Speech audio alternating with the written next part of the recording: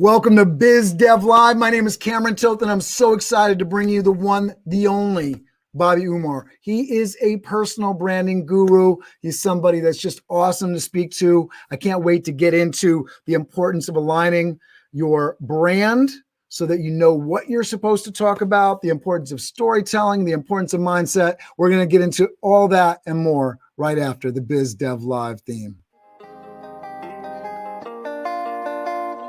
Biz Dev Live, weekdays at 11 Eastern Time. Biz Dev Live, weekdays at 11 Eastern Time. Biz D with C, brought to you by Cameron T.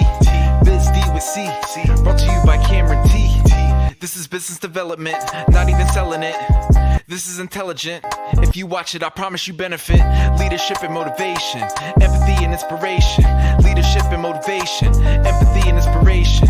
Biz Dev Live, weekdays at 11 Eastern Time. Biz Dev Live, weekdays at 11 Eastern Time. Biz D with C, brought to you by Cameron T.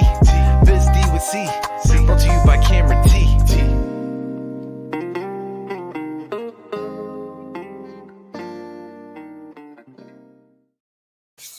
Bobby Umar is the CEO of Discover Your Personal Brand.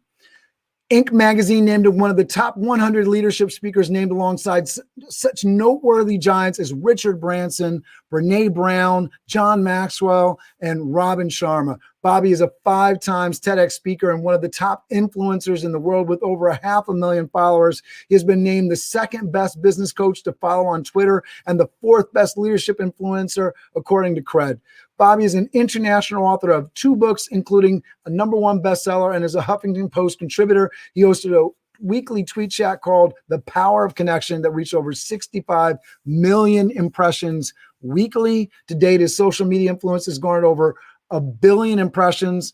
Bobby was also named a 2015 Speaker to Watch and one of the top 7 networking gurus to follow. Welcome to the show. Thank you for being with me, Mr. Bobby Umar.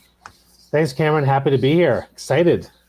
Oh, thank you, man. So you've been garnered an absolutely amazing following. Tell us about what you're doing, how you're speaking, how you're coaching, what you're offering right now, and then we'll get into the why of it all and the background and how you've gotten to this place in the world. Sure. So right now, recently, I actually started this 5-day thought leadership challenge where I took all my content for the last 15 years and I decided to give it away for free every day for 5 days. And so we talked about mindset and confidence. We talked about content creation. We talked about storytelling. We talked about relationship building. And now today we're going to talk about personal branding. So today's the last day of that. I'm also running a monthly storytelling workshop, although sometimes it changes depending on the number of people who want to do it. But I'm doing one next week on storytelling where I do a deep dive workshop to help people come up with their 3-minute branded life story and then give them a kind of a couple of frameworks on how to actually create great stories for their content. And that's been a big pivot around the coaching piece in terms of coaching on storytelling and personal branding. We've also launched a personal branding course. So I took my day-long course that I used to do for 10 years, and now it's all online with like 30 videos and 30 pieces of questions and exercises, and then about 20 hours of homework and download material. So that's all set up too. So that I've done a lot of virtual switching through this. But to that, I'm also still doing the virtual keynotes. So now I'm investing a lot of time and energy into building a whole virtual keynote platform to do all the talks I've been doing for the last 15 years with 1,000 talks around the world. And that's kind of exciting too, to be able to do a little bit more of the virtual stuff. I'm actually I have a standing desk here, which so it goes up and I stand and I have I put banners behind me and I just trying to rock it from my stage here in my living room. But, it's a new world. But that's kind of what, these are all the things that I'm working on right now. I love it. And I know standing desk is great, right? I'm actually rocking back and forth. I got my rock board here, so I get a little bit of movement in my day. My doctor says it's better for my heart, and I think it creates a little bit of a better show. So we're trying to make a lot of people happy. The doctor, the wife, my kids, so I last long for the long term, right? All important pieces to the puzzle here. I want to get into the why of it all, and I love the fact that you put a lot of content out over the years. And I want to say hello to Linda Ray and Trevor checking in. It is amazing to me when you can say, oh, I have all these pieces of content that you brought in, but obviously you put a lot of work into that. Talk to us about why you're passionate about the personal branding piece and why you're passionate about coaching and all this stuff.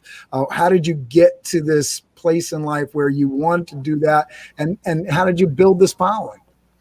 Wow. So there's a lot there. So it's a bit of a long story, but I mean, I could say that I was in corporate and, things were not aligned the way I wanted to. It wasn't really fulfilling for me. And the story I always tell people is that I was trying to, get up to a higher level in corporate, and brand marketing was where I was. And I was starting to have some health trouble. And I remember, and I was working 80 hours a week, and it was very exhausting. I was having headaches. And then I remember in January, I had my first ever kind of anxiety attack, and I couldn't believe it because I was like, I'm normally a pretty chill guy.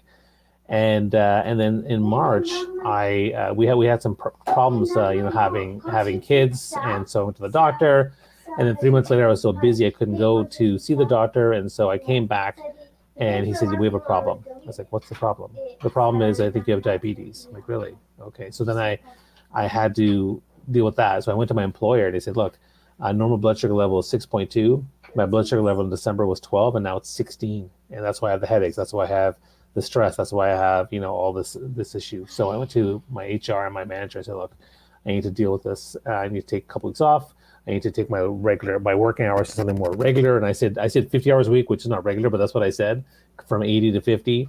And then 3 weeks later, they gave me a package and said, "See you later.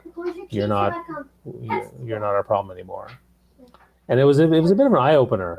I was like, "Wow, why would they do that?" Okay, that's kind of surprising.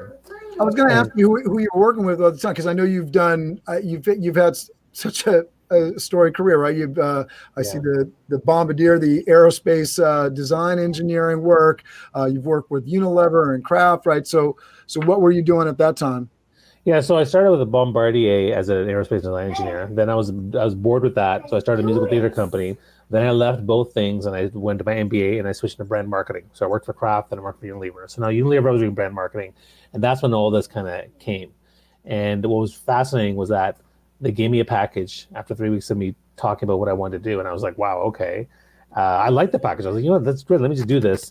I'm out of here. And the other thing that happened was, so I started focusing on my health. And then about a month and a half later, my wife almost died of E. coli. And she was in the ICU for a week. Oh, my God. Yeah, and then she was hospital for another week. And then I took care of her for 2 more months. And she and I were like, what do we want to do with our lives? Like, this is crazy, right? I had this situation, she had her situation, and we're like, what is important to us? And that's when I finally really started thinking about my brand. And I started diving into my values and doing some self-assessment and getting some feedback from people, talking to my friends and my extended friends, and just trying to get information over about 3 to 4 months of just deep analysis. And that's when I discovered, here's a few things that make sense to me. And that's when I discovered my 5 key personal brand elements. Bobby loves people. Bobby loves to nurture, like his mom. Bobby loves to perform and present, like my theater stuff. Bobby likes to persuade and influence. And then number 5, Bobby loves diversity. And when I looked at those 5 personal brand values, I saw maybe a dozen ways to go, but I chose motivational speaker, professional speaker, get out there and talk about this stuff, because it aligned with all those things that made me very, very happy. And before this time, I'd never actually done anything for more than 4 years in any sort of job that I had. And the other thing I'll tell you is that over the years, people had told me about this. I was working with a motivational speaker during a summer program for youth. And he said, "Bobby, you ever thought about becoming a professional speaker? Because you're really good at emotionally connecting with the audience." And I was like, no, I'm trying to make it big in the corporate world. And then I ran an offsite for corporate, and I did like this team building event. And they're like, "Bobby, you're really good at this. You did you ran the whole event with 200 people. You related back to the business. You kind of talked about the lessons. Have you ever thought about doing this for a living?" I was like, no, I'm trying to make it up. I'm trying to get promoted, sir. That's what I said. And then in that summer, after my wife got sick, and I was talking to my 4 best friends, right? I call them the Council of Umar, my council. And they're like, Bobby, you ever thought about maybe doing like speaking? And I was like, you know what? Yes, because everyone keeps telling me, and I was ignoring it for all this time. And so doing that with the personal branding assessment, I was like, okay, let me just launch this baby. And that's what I did. I launched my professional speaking program, and I had 3 topics. And what's interesting too is I had 3 topics that I pitched out there. I performed the first topic once, did it twice, and then after getting feedback, I just evolved. I don't remember what the other 2 were now, but pretty soon I became quite noted for my talks on networking. I became like the networking guru, the how to make authentic connection, things like that, and that became one of my signature contents. And then I remember in 2008 I spoke about networking and how it relates to your brand, and on a more personal level, your personal brand. And that's the first time I used personal brand, and people loved that. And pretty soon, personal brand became the second thing I would talk about all the time. And then, then I saw that social media was, something that was here to stay. And I remember someone told me like about Twitter. I was like, Twitter, what's Twitter? It's for celebrities and athletes. And he's like, no. She's like, no. Do you have a story? Do you have a message for the world? I'm like, yeah, of course I do. It's about authenticity and personal branding and networking and finding your purpose. And she's like, well, get on Twitter and talk about that. Like, okay. So I got on Twitter, and every day I did 1 tweet per day. 1 tweet, which is funny because now I do like 150 tweets per day. 1 tweet, and I said, power of connection, message 1, smile. Power of connection, next day, lesson 2, listen. And I just started doing that, and pretty soon people started reaching out to me. And I would say that was the start of my whole social media journey. And by 6 months on Twitter, I had over 5,000 followers. And then someone said, I love what you're talking about on there. Can you come in and do a session for us on leadership and engagement? I'm like, yes. And I was like, wow, I just got a gig off of Twitter. That is amazing. And so that's when I knew social media is an investment for me. And so then I got asked to do a TED Talk, my first of my 5 TED Talks. And that was the day I launched my social media strategy. I was like, I'm just going to put out there and I'm going to build it because social media is here to stay. And then within about 2 years, I was at over 100,000 followers on Twitter. And that's where my first influence kind of came. And after that, everything just started rolling, started rolling with doing several TED Talks. And I got an agent. I started traveling around the world, doing more speaking in different places. And that's kind of when the magic really started to hit. And now, now I'm at 500,000 followers, most 500,000, 480,000 on Twitter. I started investing in LinkedIn. I now have 60,000 there. But essentially, I've built that all up because I know the social. And now I'm working on Clubhouse. Clubhouse, and now I'm up to 4,000 followers and almost 4,000 people in my club. So I'm always a big advocate for social media. And that also became my third topic that I would talk about everywhere I go as a speaker. So it was always about networking, authentic connection, personal branding, and digital influence, digital marketing, social media, that type of stuff. And so that's kind of where. And then over the years, one of the things that I learned from mentors and my own kind of work was you got to do other stuff. So you got to write a book. Okay, fine. So I wrote a book on networking. Fine. I didn't like the book writing process, but I did it and I kept it as short as I possibly could. So that was one. And then someone said, you have to have some programs. Like, oh, okay, sure. Let me put some programs together. So then the first program I put together was a 12-week networking mastery program. Started selling that one. Then I built another program on speaker mastermind program to help people become professional speakers. And then now I have the storytelling one. I have the personal branding one. So building those programs, I think are a big part of having a way to scale your business, because the problem with being a speaker is that, you go, you get paid. You go, you get paid. If I get hit by a bus, there goes my livelihood, right?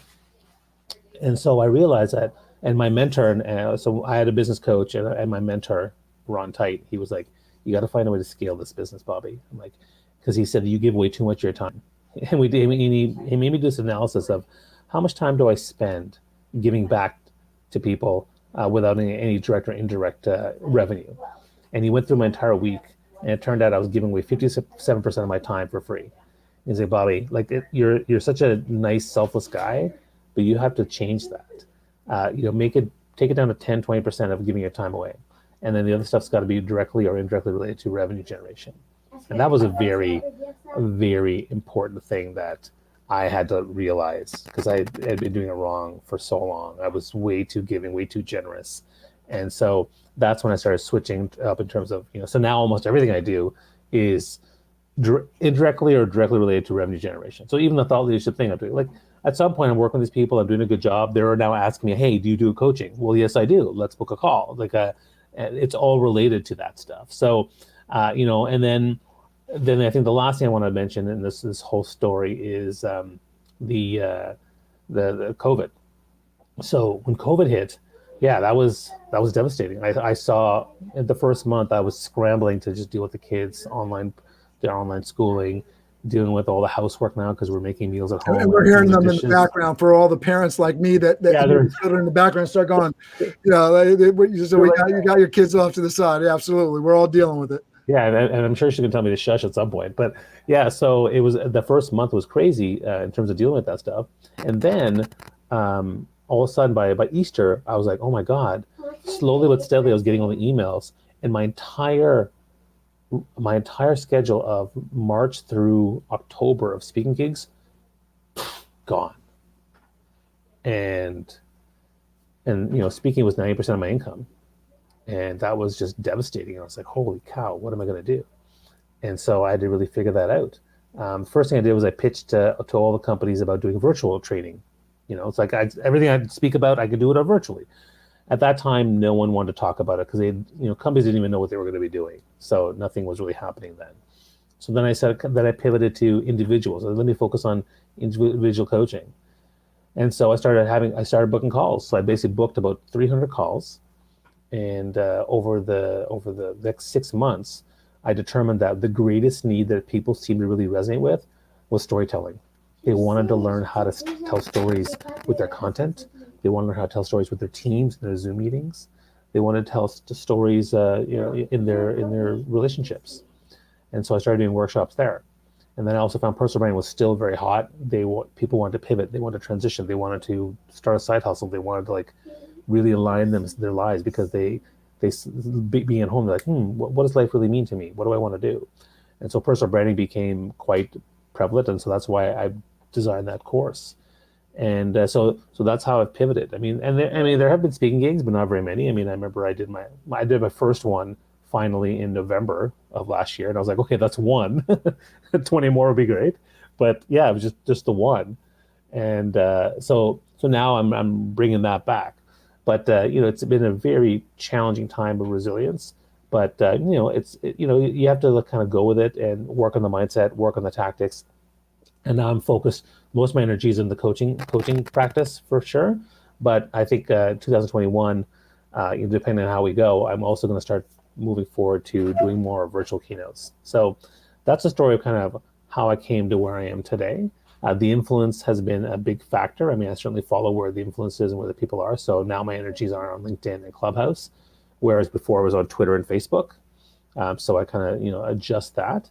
And but ultimately, it's not about being a speaker. It's about being an expert in a field. So what you have to do is position yourself. Because before I thought of myself, I'm a speaker, but no, the truth is I was an expert in 1, 2, 3 topics. That's what it was. And you manifest that expertise by doing webinars, by doing speaking, having a book, having a course, doing Clubhouse. There's different things you're doing to kind of demonstrate that expertise, and then people want to work with you. So that's kind of how I've been navigating this, and that's where I'm today. Yeah, I love that. Can you talk to us a little bit about your 5 loves? Because you kind of went through that, and I thought that was really important for sort of understanding your why in all this, right? So how did you come up with your 5 loves? I was just talking to somebody this morning, and I'm not a coach, and maybe one day, but I know where I want to kind of go with BizDev, and I have a hospitality company. But for folks that are sort of searching, or they're in different careers and they're feeling stuck, or they just don't have the education, they feel like they can go and do something. I was talking to somebody that may want to be a teacher, and they don't, have the degree right now to be a teacher. I've definitely been in those shoes. How did you find the things that you knew that you loved so that you knew where to focus for your personal brand? Yeah, so the way it works is now part of my signature personal branding program, which is basically a deep dive into 5 key areas of your life. One is your personality traits. The other one is your values, your interests, your skills, and the experience stories of your life. And if you look at all those things, you'll start to see different threads that kind of come together. On top of that, there's also a bit of a self-analysis journey where I did my own self-analysis on those things. I also did a feedback analysis of getting people to actually assess me on all those things. And then I did a lot of online assessments. And so when I did that very comprehensive way of doing things, I started to look at the different threads that came together. So, for example, if 2 of 3 computer assessments said that I'm an analytical guy, and half my friends say I'm analytical, and my own self-assessment says I'm analytical. Okay, that's nice. It's not completely compelling, but when all 3 computer assessments say you're a people guy, when all my people in my feedback network say I'm a people guy, and my own assessment says I'm a people guy, that's very compelling, and you can own it. It empowers you. Like, yeah, you know what? Absolutely. I am a people guy. I love people. And so doing the whole process, that's when the 5 things came about. So people was a big factor. The other one was persuasion influence. I like to win arguments. I argue with my friends a lot, right? I like to convince people. I like to persuade them and influence them. Presentation, performing. So I like to do presentations. I love to do performing on stage. That was a big part of it too. I'm a nurturer by nature. So a lot of empathy, a lot of heart, a lot of kindness, compassion. I get that from my mom, whether I'm cooking a meal for people or whether I'm trying to help them when I'm having a conversation. And the last one was diversity. I get bored easily. So having diverse things to do, dealing with diverse tasks, diverse people, it keeps me more interested. And so once I knew those 5 things, then it was easier for me to really focus on where I wanted to spend my time.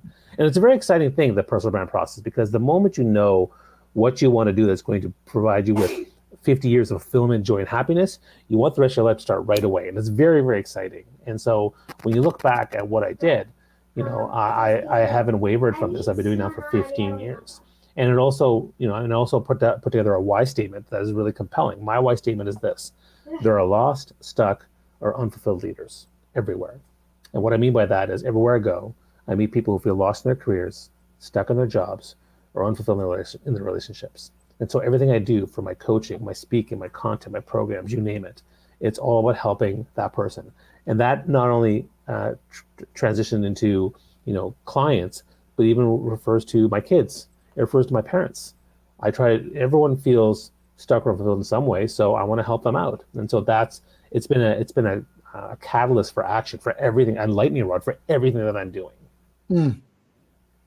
So I feel like there's a tendency sometimes I get into, this is work for me, so this is how I'm going to direct somebody.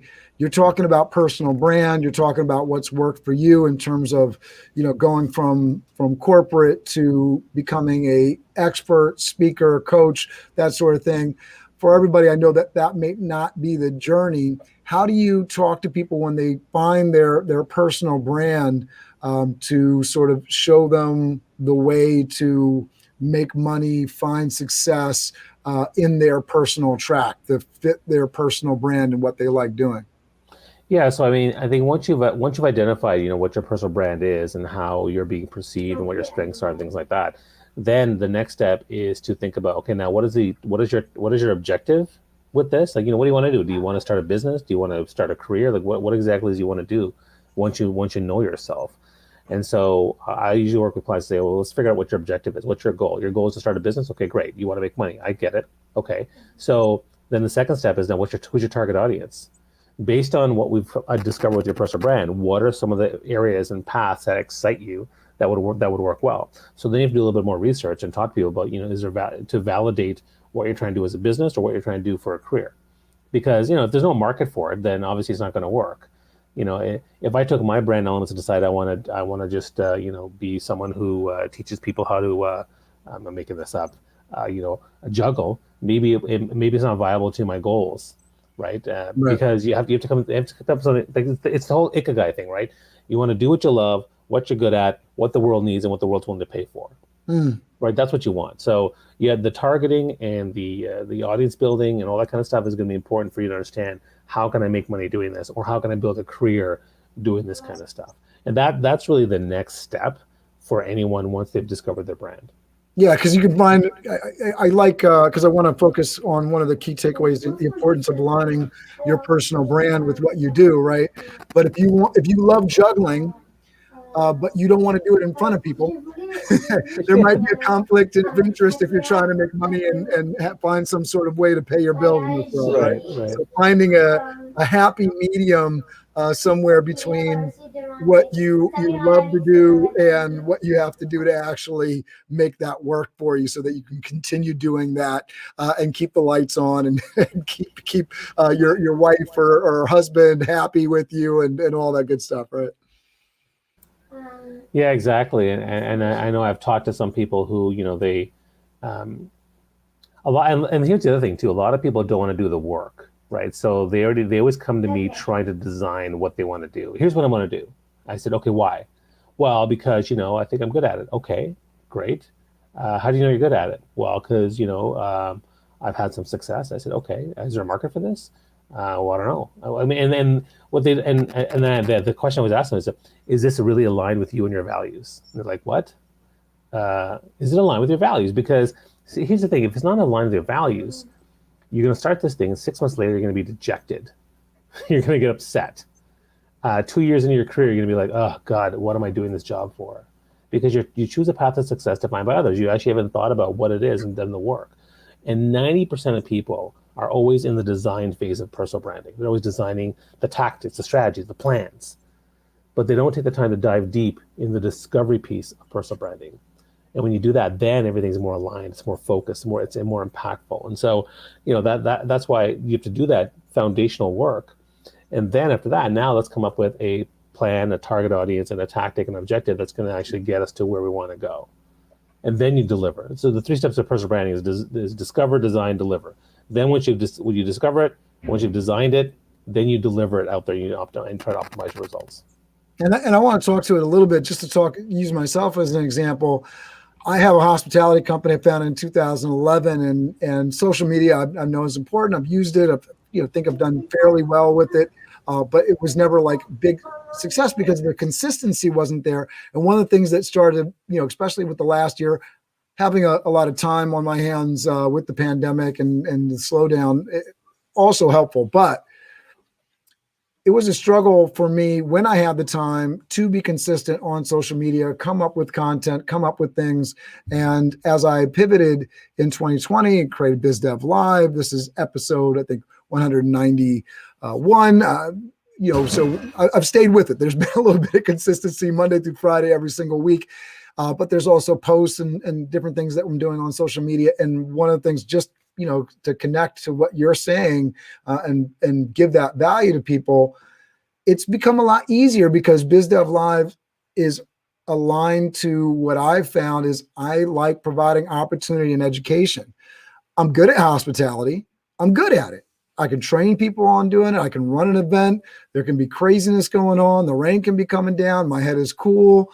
I'm calm. I'm providing direction. I'm keeping people safe. I'm running the event.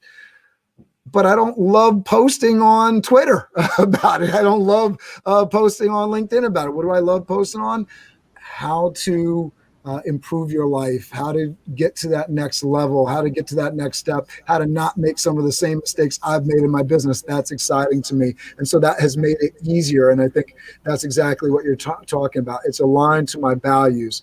Talking to the world about hospitality, I know there's a niche group of people, and I know people that are very passionate about it. I love reading Danny Meyer's book. I connected with him. He's the expert in that space. I don't want to write that book. I want to write this other book here. And I think that's sort of what you're getting at, is you got to find that thing that aligns with your heart and your soul. Talk about how that aligns to actually success in your business when you're able to align your brand. Yeah, so when you align your brand, then everything you do has more focus and impact to it. So for example, if you don't do the branding work, let's say I put together a content strategy to try to generate clients, right? You're going to have 45, 55, 60% aligned with what you're doing. And so it won't be as effective. If you're trying to start a career and you want to go on a career path, again, you're 55% aligned. So maybe maybe you get the right career, but maybe you don't. Maybe 2 years later, you're like, it's not really that great. The whole point of branding is to create more focus. And so when you actually do the deep dive work, then you're going to be 85, 95% more aligned and effective with your content creation, your storytelling, your relationship building, your career development, your business lead generation. And that's when the magic happens, whether it's 3 months, 6 months, or even 3 years. And that's why it's so important to do personal branding, because it does provide that focus and that purpose towards what you're doing. And as well, it's the most important thing that everyone doesn't talk about is like, is happiness and fulfillment. Like that is the best thing about it. It's not about the money. It's about that. Like, I've had years where I don't make money, but I'm still fulfilled. I've had years where it's challenging to raise my kids, but I'm fulfilled. Fulfillment includes both the ups and downs of things, but you don't mind, right? Because it's all towards a long-term purpose and legacy of what you're doing. And that's why a lot of people focus on happiness, and I think happiness is great, but you can't be happy 100% of the time. Fulfillment is where it's at. Fulfillment is where, as an entrepreneur and as a parent, we have joy and we have pain, but they're all part of the purpose of fulfillment of being a parent and being an entrepreneur. And that's, to me, really, really important. Yeah, I was going to immediately, when you said fulfillment versus happiness, I was going to ask you to explain that, because I think that's such a big deal. Because I was immediately going to, like, if I could give everybody 20% happiness with a 10% decrease in pay, I think a lot of people would jump at that opportunity. There's a lot of people that are just like, they're money focused, and that, they think that's the key to happiness. But if you could make people happier, and even with less pay, I think you're going to make a lot of people happy if you're able to do that. It's very difficult for an employer to give that to employees, because are they aligned in their job? Are they doing the job for the right reasons? So there's always a pressure for the bottom line. Yeah. Right? The bottom line always takes priority. It doesn't matter how much a company values people. It can be it can be super, super high, but it's always going to be number two. Number one will always be profitability. And if something doesn't fit with profitability, no matter how good you're at your job, no matter how much you love your job, no matter how much they love you, you might be let go. And that sounds insensitive, but when you run a business, you actually have to make a profit. I mean, you were talking a little bit about how much time you were giving away for free versus, revenue generating activity. When you're running a business, if you're not generating revenue, you can't pay the people. You can't keep the lights on. You can't pay for the benefits. You can't do the nice things that everybody really wants. You give somebody a raise, everybody's happy. You say, I got to decrease everybody's pay by 20% because we can't afford to pay everybody. No matter how fulfilled in the job, when you go home to pay that bill, you're not going to be particularly happy with that situation. So that profitability thing is a big thing. I talk about it all the time for entrepreneurs, is making sure that when you're building out that business plan and that service offering, that you build that profit in there. And that's the same is true for a small company and a large company. You got to build that profit in there, because it allows you get to do the fun stuff, the events and the extravaganzas and the nice policies of, unlimited vacation and all the touchy-feely things that you hear being offered by some of the big tech companies and this, that, and the other. Talk to us about storytelling and the importance of that in terms of your personal brand, but also in terms of making your life easier and making money. Yeah. So, I mean, the simple thing is, your story is your brand is your story. Everything you've done in your life is an incredible story. And every single one of you has this great story that needs to be shared with the world. And that includes lessons, insights, wisdom, experience, both the highs and the lows, the failures and the successes. And so storytelling is really the most human and profitable way to actually connect with people. Whether you're trying to do a webinar, you do a coaching call, whether you're trying to actually do sales, whether you're trying to teach or deliver a keynote, the stories are what connect people. Or even if you're managing a team of 10 people or 100 people, telling stories is what's going to actually set you apart. And so I've used storytelling as one of the foundations for thought leadership branding. If you want to become a thought leader in your field, then tell the stories of the journey of what you've learned, to demonstrate your expertise, to connect on a human level, and to persuade and influence people. So storytelling has so many different benefits, both scientifically proven as well as anecdotal. We know that it actually has a dopamine effect on you. It actually makes you more memorable. It makes you more human. It connects better. That's why when the TED Talks, the TED people always say, they want you to tell a personal story. And so for me, it's now a big part of things that I teach and I focus on, because as part of thought leadership branding, I think that everyone out there has an opportunity to create content. And everyone has an opportunity to build meaningful conversations and meaningful connections with people. And how are you going to do that? Well, if you got to talk on more human levels, and that's why stories are so great for that. I love that. I'm just writing that down just as a personal note, because I've been walking that walk in terms of, all right, so one day I'll be on a TED stage, and I think that's an amazingly important point to remember the importance of your personal story. I talk about it all the time in terms of the importance of storytelling. I'm looking for that from guests to give entryways into them, because I think a lot of people pitch their business or their expertise, but you got there. You've started from some place that gave you the passion to actually walk that journey. Especially because you talked to a lot of people aren't willing to do the work. So when you see somebody that's done the work, what has been the passion and the commitment and the drive or the driving force to actually make them go the length, right?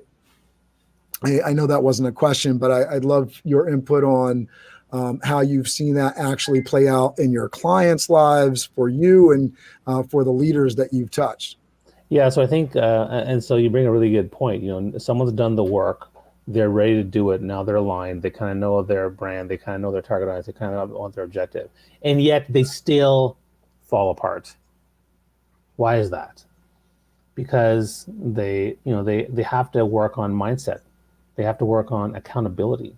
They have to work on a system or a structure that keeps them going and keeps them moving. And I think that one of the best ways to do that is, coaching helps. I mean, coaching provides accountability and focus and direction, which is great. So when I work with them, that's great. But even more than coaching is community, right? Having a community that's there to support you on the journey. If you look at the most successful people and the people that I've worked with that have done well, is because they have leveraged the community and leveraged the coaching to get to where they want to go. A good example is one of my coaching clients for speaking. So my speaker mastermind. I set up a speaker mastermind group, and I set up these individual calls, and he was always asking tons of questions. He's still asking tons of questions. He always comes back to the group and says, "Hey guys, here's what's going on. Any thoughts or tips?"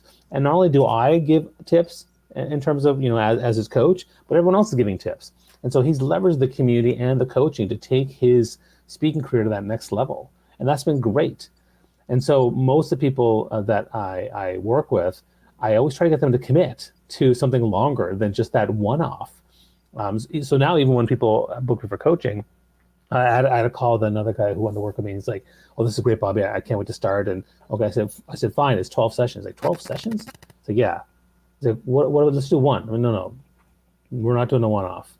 I want you to commit to this process, and you have to book 12 sessions, because I'm telling you that's statistically how much you need to really make that impact. And I gave him the example of another client I had who negotiated me down to 8 sessions. Okay, I said, fine, 8 sessions, okay. And her goal was to put together all this content, post on LinkedIn, and have this whole strategy, build a website. She had all these amazing, she had these 3 big projects to do in 8 weeks. And what happened was 5 of those 8 weeks was spent just on mindset, imposter syndrome, confidence, who am I, doubt, fear. And it was unbelievable that there was so much there. And I realized that, that's why the 12 sessions are there, because mindset is going to come up. And we have to, and even with my own coach that I work with, I actually called him this morning, and, a lot of it was talking about mindset, about things that I'm doing too. We all have these challenges, but I think that you have to be willing to commit to the process. And I think a lot of people just don't get that. They're not willing to do it. But when they actually do commit to the process and are willing to put that 3, 6, 12 months into it, that's when the magic happens. Nothing happens overnight. You have to put the time in. And so I think creating some sort of accountability, particularly with community, is really, really important for any sort of person that wants to make a change. It doesn't matter whether it's you want to change your health, or you want to change your business, or you want to change your love life. You got to put that commitment in, and that's when things will really happen for you. I love that. And I love the accountability piece to it. I want you to speak to the community piece, but I just want to expand on accountability, because I heard a nugget from a coach that I'm working with. And, she was saying that, you don't need anybody to tell you to work out, to get more slim, more healthy, stronger, right? What you need is somebody to hold you accountable. right? And so a lot of it is you could go on Google, you could go to a lot of places. I think, working with an expert coach is one of those things that helps you level up because they bring a certain amount of knowledge and leadership that you just probably don't have. But it's the real deal. Accountability and the methodology that goes along with that to keep somebody accountable so that they're going to do what they know they're supposed to do. It's not the instructor. Yes, they can show you some different workouts. That might be it because that's their expertise. But the real thing is that they're holding you accountable. That time slot on your calendar, that moment, that is a time that you're going to get it in because they're holding you accountable. You can't skip it, or else there's a cost you're paying for it. Right? It's get in the game kind of deal. Yeah, I mean, accountability, and everyone uses accountability in different ways. There's different ways to make people accountable. Some people are really big with their Google Calendar and having pop-ups on their phone, or having Alexa, remind them to do something. Writing a journal. I mean, they always say writing things down in a calendar makes you 30% more likely to do something. A lot of people say that having an accountability partner can be helpful too. So there's different things people can do to create accountability for themselves. Working with a coach, working with a group, accountability partner, writing things down. But you have to find what works for you when it comes to being more accountable. Yeah, I love that. All right, so we've hit the importance of aligning your personal brand. We've hit storytelling. We've hit mindset. In terms of really taking your personal brand to the next level, what's a set of things? I know when you were telling your story, which is familiar, I'm pretty sure you're familiar. Do you know who Ramon Ray is? No. All right, so Ramon Ray is another guy that talks on personal branding. So he's somebody that early on I saw on stage, and I've actually connected with him on Clubhouse, which is really cool. I think Ramon Ray knows you. So anyways, the idea of having that list of things to do to enhance your personal brand, right? All of the things like the book and having your course, or all the different things. Can you kind of list out those kind of steps for folks just so they have an idea as they're building their personal brand, what they need to do to make sure that their personal brand is actually a brand and actually something that's helping them, whether they're climbing the corporate ladder or actually an entrepreneur or business owner? Okay, so let's break it down into something simple, which is you have a personal brand and you want to accelerate and grow it to a thought leadership brand. So that's what I'm trying to do. I'm trying to take lost leaders and turn them into thought leaders. And so once you've identified your brand, now we want it to escalate to thought leadership brand. So what is thought leadership branding? When you look at thought leadership brands out there like Seth Godin and Gary Vaynerchuk and Brené Brown and Oprah Winfrey and Jay-Z and Beyonce and all these people who are well known in their fields for whatever they do, there's three things that you have to do to become a thought leader brand in your field. Number one, it's all about relationships building. So building broad bases of broad friends and connections and followers and deep relationships with people that matter. Number two, creating innovative new ideas and content. So that's where we talk about books, videos, podcasts, blog posts, content on LinkedIn. People like Jay-Z and Beyonce are writing songs. Oprah is doing self-help books. Warren Buffett is doing financial investment reports. Gary Vaynerchuk is doing videos. And so creating new ideas and driving the thoughts and ideas of that industry or your expertise with your content is really, really important. And the third piece, first one again was relationship building. The second one is innovative ideas and content. The third one is now about speaking communication skills, enhancing your storytelling, enhancing your public speaking, enhancing your writing, and continue to work on your communication skills. And all the people that are thought leaders are doing all three of those things, and they're working on all three of those things. So if you want to put together a plan to build up your personal brand to become a thought leader brand, that's what you're working on all three of those things. How is your relationship building? How is your network? Do you have followers? Do you have deep relationships? How's that going? There's always going to be some kind of area in which you can do more or do better. How is your content? How are your ideas? Are you driving the conversation, or are you following the conversation? Are you coming with new ideas? Are you putting them out there, or you're not? Whether it's the form of a book or blog post or a video. And then finally, you're speaking. Are you working on your speaking skills? 'Cause a lot of speakers don't work on the writing skills. A lot of writers don't work on their speaking skills. You got to do both. Are you a good storyteller? Work on your storytelling. Are you good at empathy and kindness? How's your confidence? How's your mindset? And so what I would say is that people that want to work on those things have to do all three of those things and take them all to that next level. And that's when it starts to, you start to have the impact because, and then further to that, let me give you kind of a general strategy on LinkedIn, for example. The golden trio nugget for LinkedIn is your profile has to be awesome. It has to have a clear headline, great branding, a good story about who you are, clear about what you're doing, how you help people, and have all your content feature stuff on there. So that's got to be one thing. The second thing is you need to have content. You need to be creating videos and text posts. You need to be commenting on other people's posts to create that whole content piece. And the third piece of LinkedIn is you also have to be reaching out to people by making new connections, getting the DMs, talking to people, right? And you have to have all three of those things. You have to be doing the relationship building on LinkedIn. You have to be doing the content creation on LinkedIn. You also have to have a really kick-ass profile. And if one of those things is missing, like if you don't know how to DM people or you don't know how to create content or you don't know how to have, or your profile's not good, then there's a gap. Because as soon as you have a great piece of content, they go to your profile, it's like, well, I don't get what this guy does. That's right.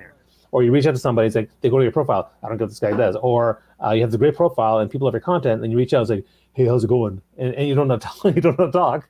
Or they meet you on a Zoom call and they're like, who is this guy? Like I've met people who just seem fabulous on paper. They text and they write, the emails are amazing.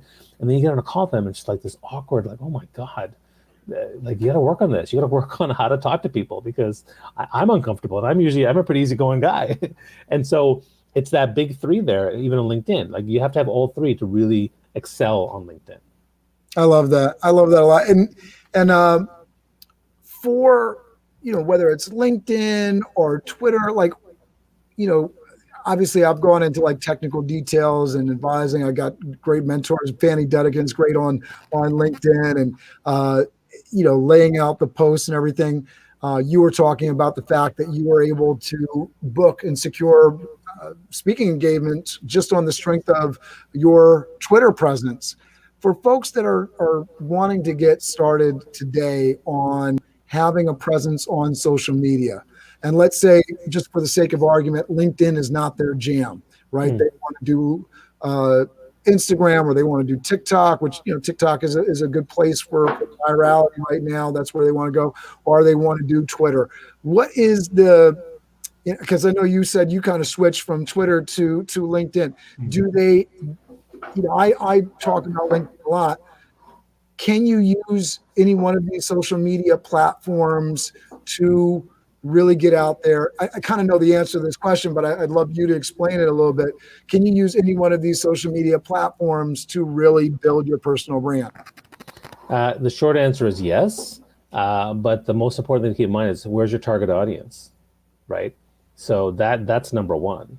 No matter what you're trying to do, you remember I said that we talked about the objective and target audience. Yeah. If your objective is to build business and your target audience, let's say you're building a business as a chef or cook, where's your target audience? Where do they play? They're playing on Pinterest. They're playing on Instagram, right? And so you have to build a visual library of that stuff, and you have to be playing there. Real estate, another good one that's very visual. Again, Pinterest and Instagram are really hot for that. Now, LinkedIn is really popular because it's a professional network, so that's why people are there. So your target, but if your target audience is 14-year-old teenagers, yeah, TikTok, man, go for it. build a following.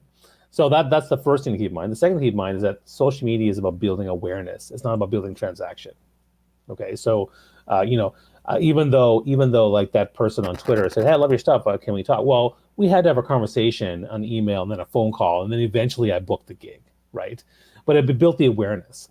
So transactions happen on like a live call or an in-person event or like that, or even email marketing, for example. But it doesn't happen actually on social media. So social media is about building awareness. So if you want to just focus on Instagram and build that up there, that's great. You can build a ton of awareness. You can build a strong brand there.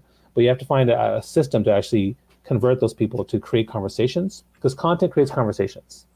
Yeah, I love it. I love it. And you create community, and then you actually can convert. I wanted to go back to that community thing because you were talking about accountability in the community. And I think that all plays into it because I know, it's the secret sauce is the follow-up, right? So you're connected with somebody on Instagram, or you're connected with somebody on Facebook. I know people that, they're not on LinkedIn, they're only on Facebook, or maybe they have a LinkedIn account, but they don't use it. They're on Facebook. Facebook is where they live. They're into the Facebook groups, and they've made it work for them. But how are you following up? How are you bringing those people? Because Facebook could go tomorrow. I know there's a whole conversation around cancel culture, which is a mess. But the idea that you're taking those connections that you're building on those social networks, creating the ability to have a transaction that is values based because you got it in front of them, they understand your brand, and now you can have that further conversation. But that doesn't happen without the community engagement, without the accountability there.